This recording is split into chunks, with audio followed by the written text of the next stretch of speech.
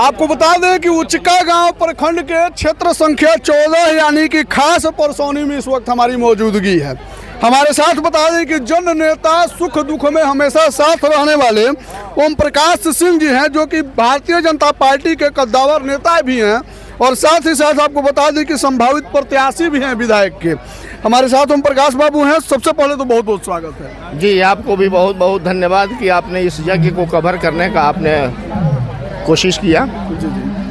अच्छा सर, इतनी बड़ी जिम्मेदारी है आपके ऊपर, ठीक है, पूरा जिला कैसे कवर कर पाते हैं, साथ ही साथ छोटे बड़े आयोजन में भी आप पहुंच जाते हैं? नहीं, देखिए, हम लोग मजबूरी में आकर राजनीति में नहीं हैं जी। स्वभावतः आदमी राजनीतिक कार्य करता है जी। विद्यार्थी जीवन से ही आदमी राजनीति 1989 से ही शुरू किया जी। और राजनीति में रहने के लिए जनता के बीच में आपको रहना पड़ेगा, जनता के सुख दुख का आपको ख्याल करना पड़ेगा।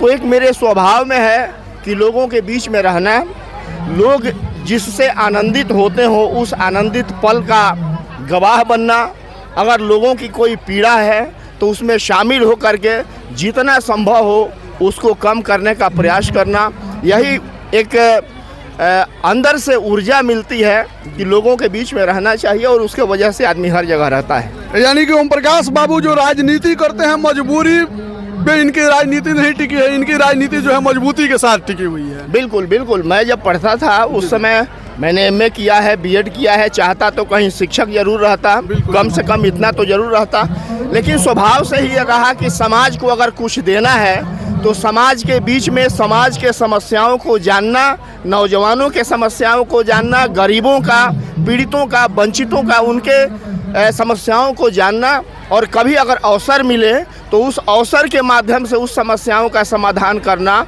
यह एक मन में हमेशा रहा है और वही प्रेरणा हमेशा हमको सक्रिय रखती है। आपके क्षेत्र के युवा, बुजुर्ग, नौजवान, साथ ही साथ आपके क्षेत्र के प्रबुद्ध लोगों का भी ये कहना है कि ओम प्रकाश बाबू जो हैं सभी के साथ फिट बैठ जाते हैं, ठीक है, युवा, बुजुर्ग, अनपढ़, गंवार, पढ़े लिखे, ठीक है, प्रबुद्ध लोगों के साथ भी आपकी कॉम्बिनेशन जो है उतना ही है जितना सबके साथ है। यानी कि ये जो सामाजिक जो समरसता है जो इसमें आप इन्वॉल्व रहते हैं हमेशा, और इसको कैसे मेंटेन कर पाते हैं?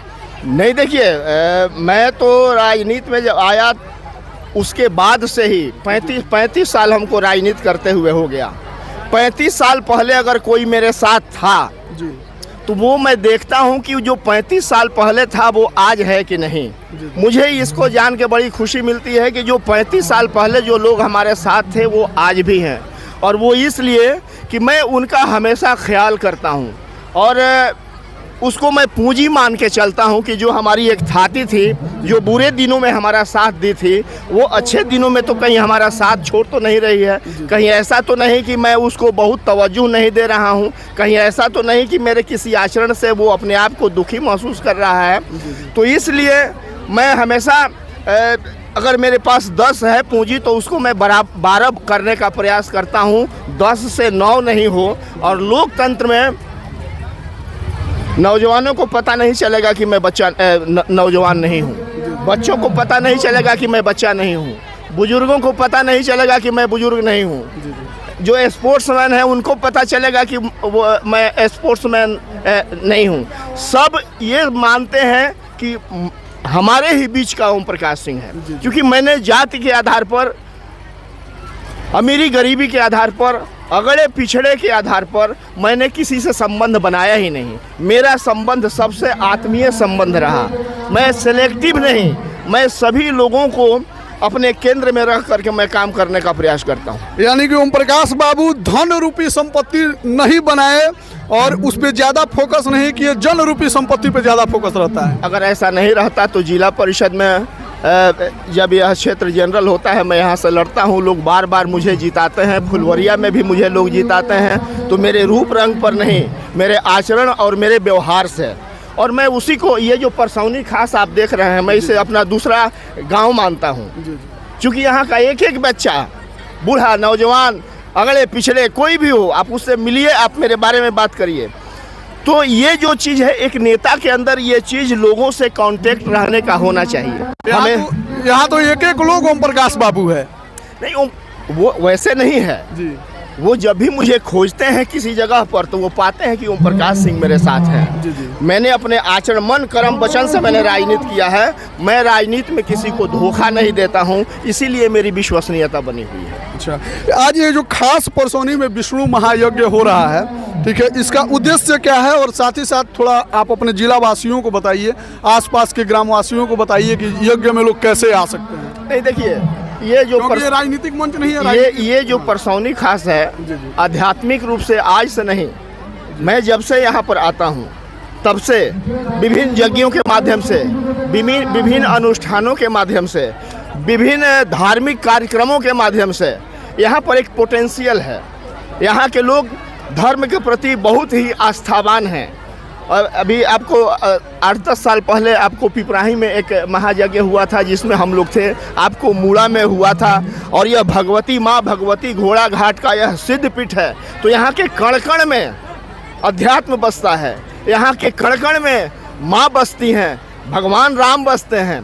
तो और ये लोग हमेशा, अब ये देखिए मई का महीना है, इतनी गर्मी, आपने कल्पना नहीं किया होगा कि इतनी गर्मी में हजारों के संख्या में लोग यहाँ से नदी पर जाएंगे, जल भरेंगे और यहाँ पर इतनी, लेकिन हमें तो देख के आश्चर्य हुआ कि एक भी बच्चा, एक भी नौजवान, एक भी औरत, एक भी बूढ़ा, किसी को ये नहीं महसूस हुआ कि हमारे पैर में पीड़ा है। यही आध्यात्मिक शक्ति है। तो मैं भगवान शिव से, भगवान विष्णु से, भगवान कृष्ण से, अपने सभी आराध्यों से यह मैं कामना करता हूँ कि हमारे क्षेत्र में ही क्यों, हमारे पूरे जिले पर ही क्यों, हमारे पूरे देश में एक मंगल का वातावरण पैदा करें। और एक दुश्मन जो हमारी तरफ नज़र उठा करके देख रहा है, हमारा पड़ोसी दुश्मन मुल्क, मैं भगवान से आग्रह करता हूं कि वो हम लोगों को, हम भारतीयों को इतना संबल दे कि उस शत्रु के अस्तित्व को, जो बार बार हमारे अस्तित्व को ललकारता है, इस बार उसको मटियामेट कर दिया जाए। इस यज्ञ स्थल से भगवान से मैं यह भी प्रार्थना करता हूं कि हमारा देश मजबूत हो, हमारे देश के लोग मजबूत हो। हमारे साथ एक और गणमान्य हैं यहाँ के, ओम प्रकाश बाबू, आपके वहाँ यज्ञ हो रहा है और यहाँ सम्मिलित हुए हैं, क्या कहिएगा?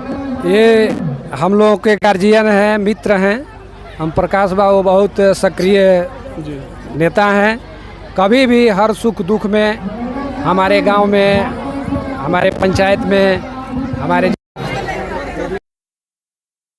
ये सब आपका देते हैं, लोगों को बुलाते हैं, हम लोग भी साथ रहते हैं, ये भी साथ देते हैं। और मैं आपको छोटा सा बात बताना चाहता हूँ, यह राम जानकी प्राण प्रतिष्ठा सह विष्णु महायज्ञ का आयोजन ग्राम पंचायत राज परसौनी खास में हमारे यज्ञ समिति की तरफ से और नगर वासियों के हार्दिक इच्छा थी कि राम जानकी मंदिर का प्राण प्रतिष्ठा किया जाए। आगे अपने बातों को आगे बढ़ाते हुए, और एक पुरुष प्रवचनकर्ता पंकज मणि त्रिपाठी जी हैं, और वृंदावन से झांकी का हम लोग आयोजन किए हैं। लोगों को कुछ आनंद भी चाहिए। अभी मैं खास परसौनी में था और अब बता दें कि यहाँ के जन नेता ओम प्रकाश बाबू, जय श्री राम, जय श्री राम।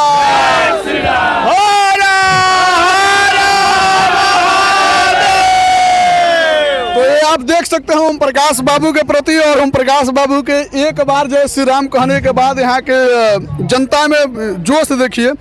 कैसा राजनीति करते हैं ओम प्रकाश बाबू? बहुत बढ़िया, बहुत बढ़िया। व्यक्तित्व कैसा? बहुत व्यक्तित्व के हिसाब से हम लोग हमेशा इनके साथ है, आगे भी रहेंगे, आगे भी रहेंगे एकदम। सब नवयुवक दल परसौनी खास करके विधानसभा का इलेक्शन आ रहा है, इसमें अरे इनका इशारा काफी, हम लोग इशारा काफी है, हुनकार भर देंगे जहाँ खड़े हो जाए। जी जी, हमेशा साथ। इस बार टिकट दिलवा रहे हैं लोग कि नहीं इनको बीजेपी से? अब ये पार्टी के जाने माने सदस्य बन चुके हैं हम लोग, बस इनका इशारा काफी है। जैसे इशारा करें, पार्टी के सदस्य हो गए इसलिए ज्यादा नहीं बोलेंगे, लेकिन कार्यकर्ताओं में काफी जोश है। लोग चाहते हैं कि ओम प्रकाश बाबू को टिकट मिले, इस बार भारतीय जनता पार्टी से मौका मिले इनको, और अगर मौका मिलता है तो आप लोग इनको विजयी बनाएं। बहुत बहुत धन्यवाद।